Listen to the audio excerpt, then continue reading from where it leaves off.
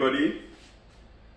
Welcome to another episode of Business Matters. This is going to be the last for year 2020. Year 2020 has been so challenging to everyone all over the world. To some people, it was a good year because they made fortune. More millionaires were announced to the list, the existing list. Some people lost their businesses, some people lost their jobs. So it's a mixed feeling, but generally speaking, you could say that 2020 has come with a lot of challenges. Be it as it may, we survived it. We're just barely 48 hours to a new year that is very promising.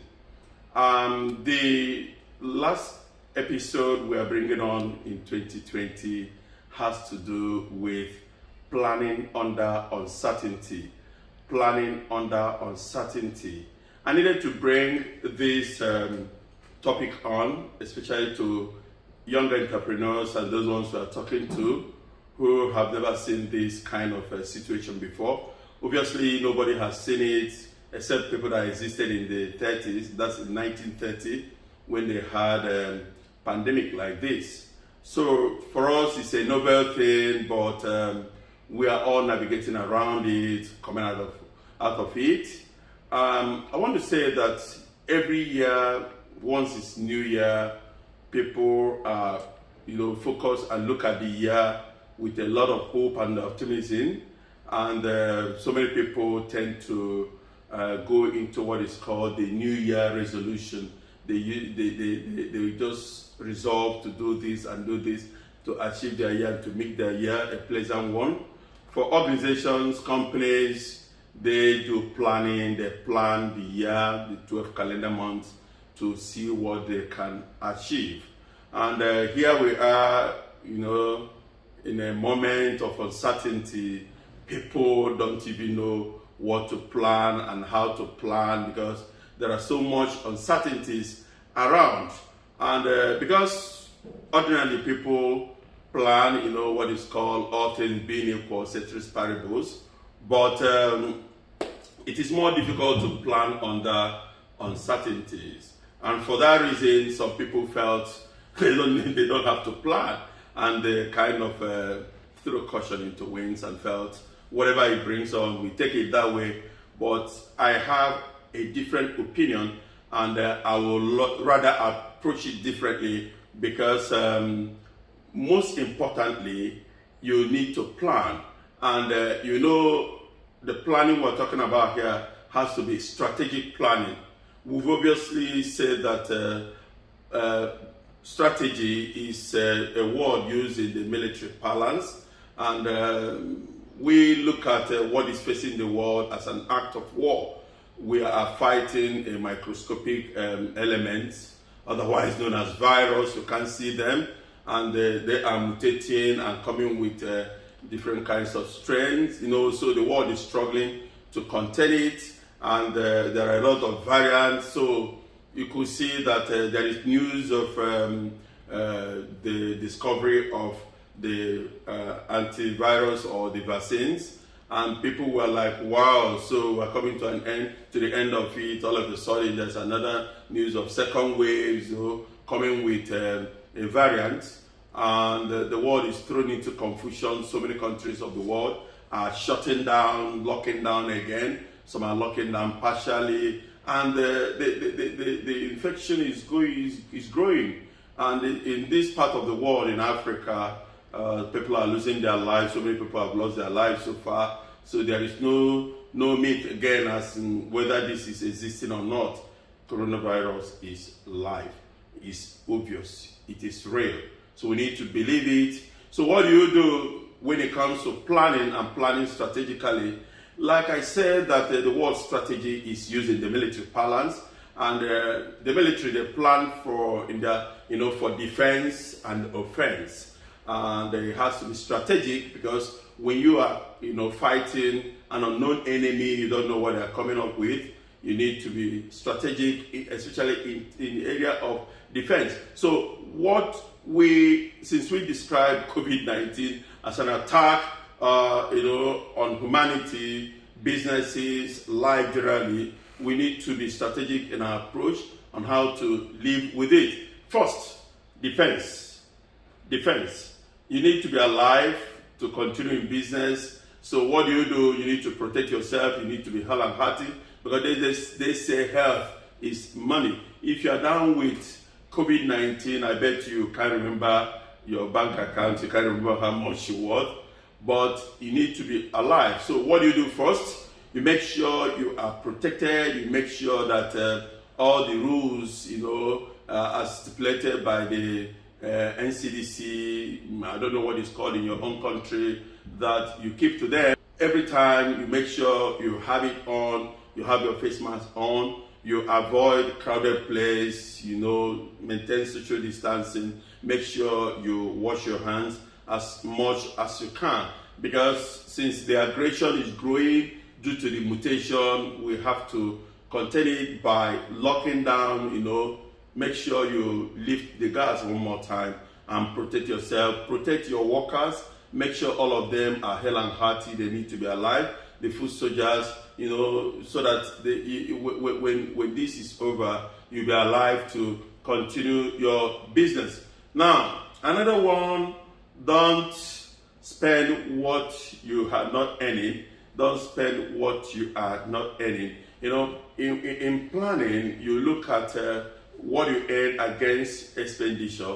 But when you say, because we don't know how long this second wave is going to last, we don't know whether there will be a lockdown one more time, it's uncertainty. So what you make sure you do is that whatever you are earning, you make sure that your business is sustainable. That is, the expenditure is that is proportional vis-a-vis your earnings. You need to plan it this way. What do? You need to drop your overhead drastically. Make sure that overhead is down, so that you maintain a business that is sustainable. Right size your employees, and multitask the ones you are retaining. Make sure that multitask to do this and do that. The few you are retaining. And in other hand, I would advise even the employees, those who are listening to us, that as an employee, this is a time you need to be, you need to be versatile, you need to be multi-talented, you multitask yourself, you make sure that you take up new studies, so that you have to be versatile to be relevant in this in this era. You need to be very versatile to be relevant. Now, another thing to keep your overhead low. So many people who have bogus offices, office space. This time you make prudent management of space by trying to either you give up the big ones and get yourself something that is manageable and affordable, and your business can actually sustain. There is no reason when you are working from home and you are busy keeping an office that is taking large chunk from your business and what you are not earning. So you have to be strategic in your planning, like we said, and make sure that you give up anything, and make sure you block every hole where the money is going out from. It's very important. Even if you give up your office space, there is still a chance you will get a new one when the time comes, when it is needed. Now, you need to shed some load. You need to shed some load. What I mean by load shedding here is that you buy the much you can chew, and we have so many things that can help you right now. The IT is there, the infotech is there, to do some of those things food soldiers do for you, and at a cheaper rate. So you also need to try to use IT to achieve more. And also you can look at the people in your industry and try to do collabo and get them to see how you people can synergize to maintain a low cost, a low cost of doing business. That's one important thing. Another important thing is if the business couldn't survive the last shot of COVID, just know that it will not survive this second wave. So what you need to do is to diversify your investment basket and make sure that you do business that can actually live pre-post COVID. So you try to invest more energy there. Last time I said that people need to diversify their investment basket and make sure you look for business that is viable. This time around, anything can happen and they will shut down the businesses. But there are one they call essential services. Those essential services, they are businesses per se, and people are making money, people are cleaning out, and you because you are doing a business that is regarded as non-essential service, you are home, biting your fingers and not doing anything. So this time you need to diversify, look into other things like agriculture, IT, anything that can keep you on. And another thing I need to advise people, 2021, going into 2021, we don't know what 2021 holds, but we are optimistic that it's going to be better than what we had 2020. In fact, 2020, there's no basis for comparison. 2020 was terrible because it caught us unawares. They say once bitten, twice shy. So you don't let 2021 just catch you unawares. You need to be on top of your game. You need to plan very strategically so that whatever comes, whatever it brings on, you're able to contain it, you're able to absorb the shock and continue to drive your business on. So it's very important. Okay, look at what is happening around the world today. If your business is import dependent, just know that there will be a lot of jumping up and down of pricing, because the exchange rate is not stable. In my own country, Nigeria, the exchange rate is responding to the chaos and the tumult in the whole world economy. So when the oil goes down, the exchange rate tends to misbehave. And but now the news coming is that so many countries of the world, like Asia, especially China, who are the biggest exporters, and Turkey and the rest of them, they don't have container body. They lack container body. So the freight charges are so high and goods are not coming as usual. So the shipping companies are complaining and a lot of things. So there will surely be scarcity of imported material. So people need to position. If that is your business, you need to be strategic. You need to think about it. You need to position yourself very well and know how to deal with exchange rate differentials, because it can knock you out if you are not strategic enough to manage it. Now, I want to say that the strategic planning I'm talking about here is very, very vital. I can't exhaust it here, but it's a new year. We are hoping for better things.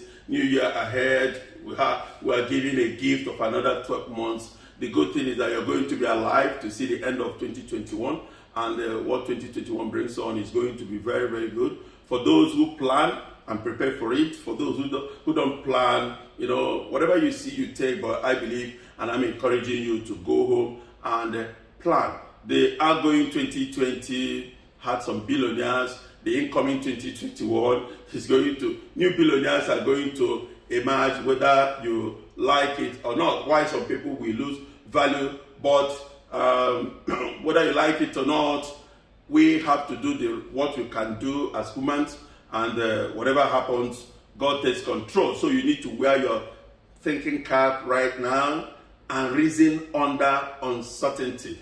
You see, I thank you very much for your support.